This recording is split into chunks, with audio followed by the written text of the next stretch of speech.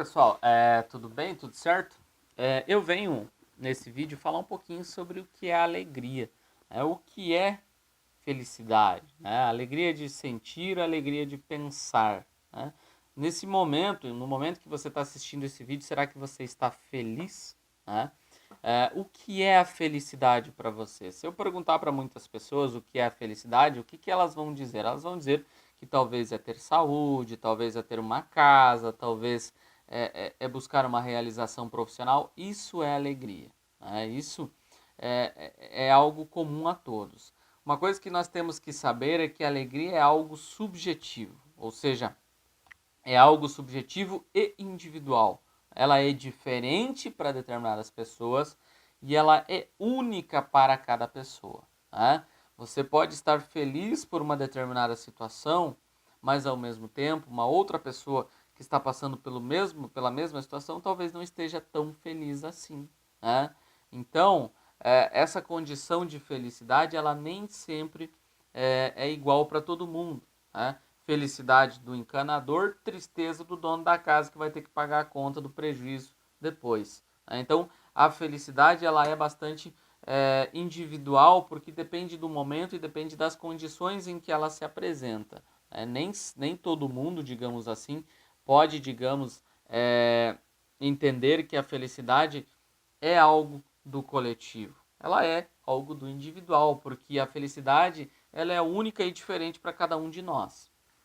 A felicidade, então, ela muitas vezes ela pode ser interpretada de diferentes formas, né? Diferentes pensadores já tentaram questionar o que é felicidade, trazer aí para nós o que é felicidade. Talvez felicidade seja um instante que você não quer que termine, felicidade seja aquele momento em que você está próximo da tua família, né? A gente vai ter um dos filósofos mais importantes que a gente poderia estudar aí, que seria o Spinoza, e ele vai trazer a seguinte frase, que a alegria aumenta a nossa capacidade de ser e também agir.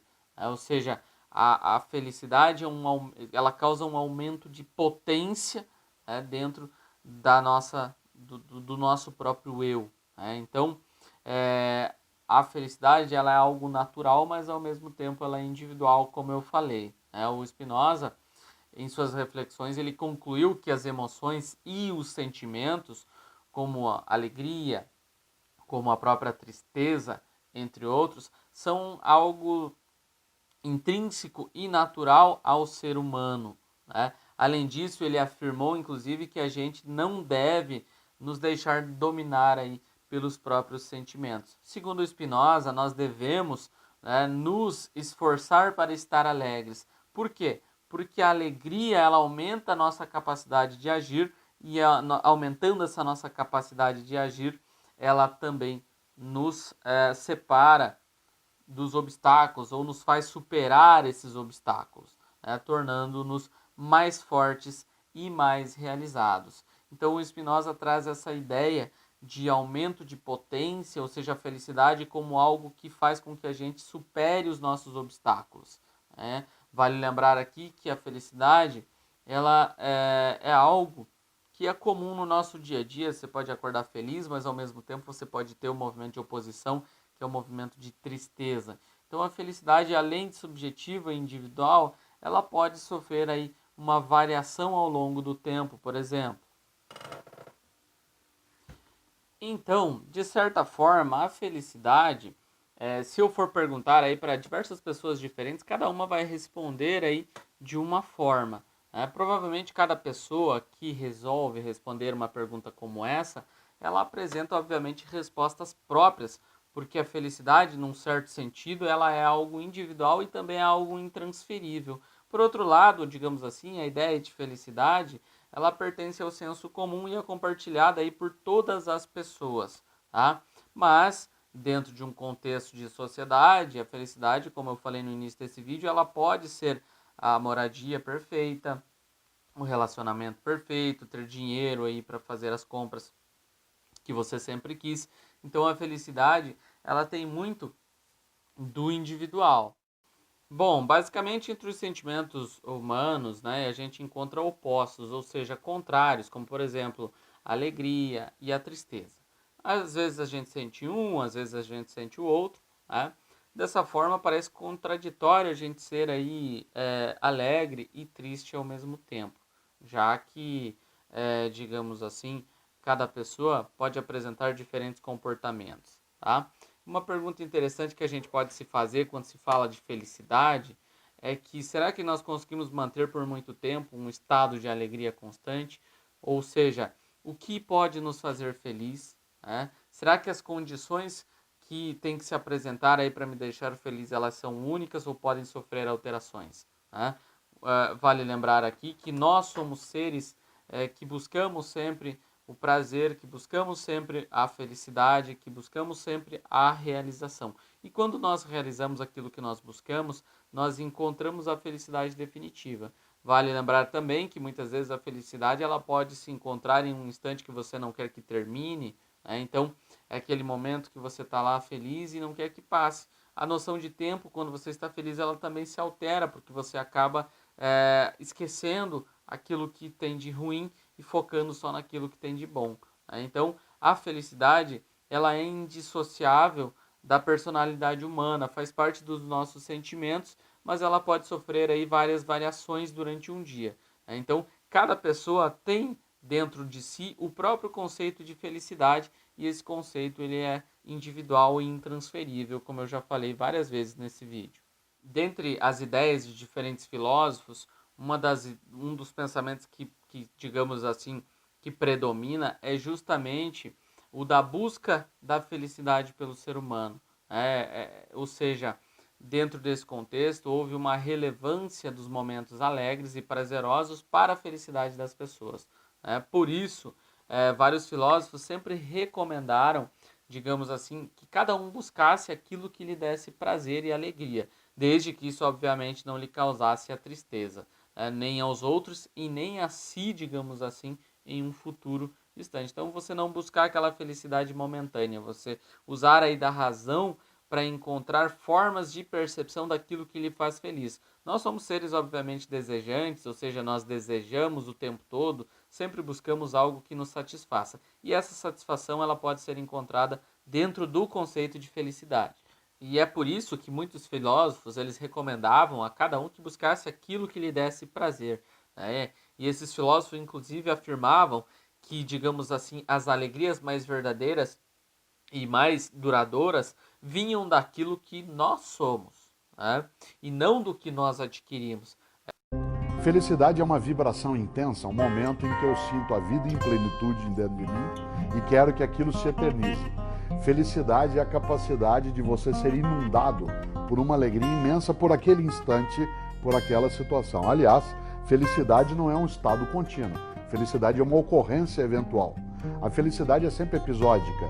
Você sentir a vida vibrando, seja num abraço, seja na realização de uma obra, seja numa situação em que teu time, por exemplo, vence, seja porque algo que você fez deu certo, seja porque você ouviu algo que queria ouvir, é claro que aquilo não tem perenidade. Aliás, a felicidade, se marcada pela perenidade, seria impossível. Afinal de contas, nós só temos a noção de felicidade pela carência. Se eu tivesse a felicidade como algo contínuo, eu não a perceberia. Nós só sentimos a felicidade porque ela não é contínua. Isto é, ela não é o que acontece o tempo todo, de todos os modos.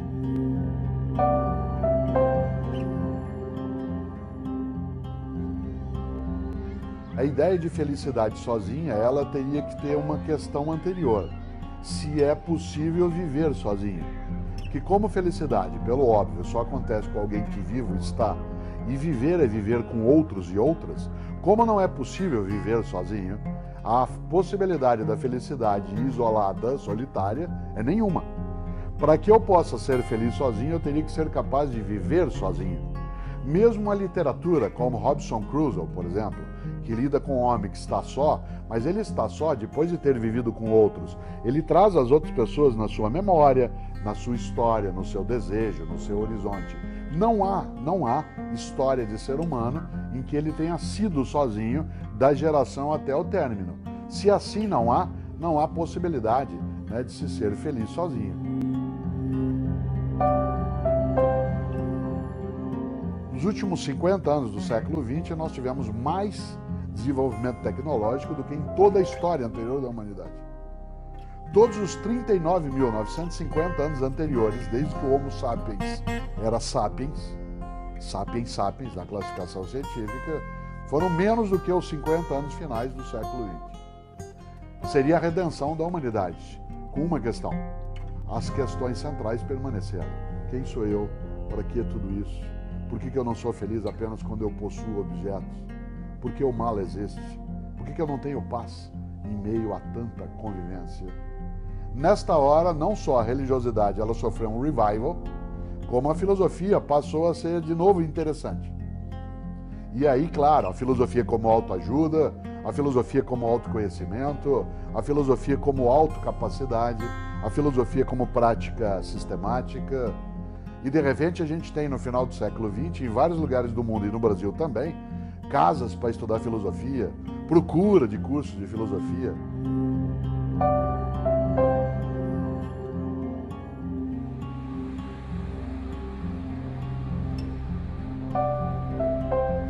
Nós somos o único animal que é mortal, né? Todos os outros animais são imortais. Que embora todos morram, nós somos o único que, além de morrer, sabe que vai morrer. Teu cachorro está dormindo sossegado a essa hora, teu gato está tranquilo. Você e eu sabemos que vamos morrer. Desse ponto de vista, não é a morte que me importa, porque ela é um fato. O que me importa é o que eu faço da minha vida enquanto minha morte não acontece, para que essa vida não seja banal, superficial, fútil, pequena. Nesta hora eu preciso ser capaz de fazer falta. No dia que eu me for, e eu me vou, eu quero fazer falta. Fazer falta não significa ser famoso, significa ser importante. Há uma diferença entre ser famoso e importante. Muita gente não é famosa e é absolutamente importante. Importar, quando alguém me leva para dentro, importa, ele me porta para dentro, ele me carrega. Eu quero ser importante. Por isso, para ser importante, eu preciso não ter uma vida que seja pequena. E uma vida se torna pequena quando ela é uma vida que é apoiada só em si mesmo, fechada em si. Eu preciso transbordar, ir além da minha borda. Preciso me comunicar, preciso me juntar, preciso me repartir.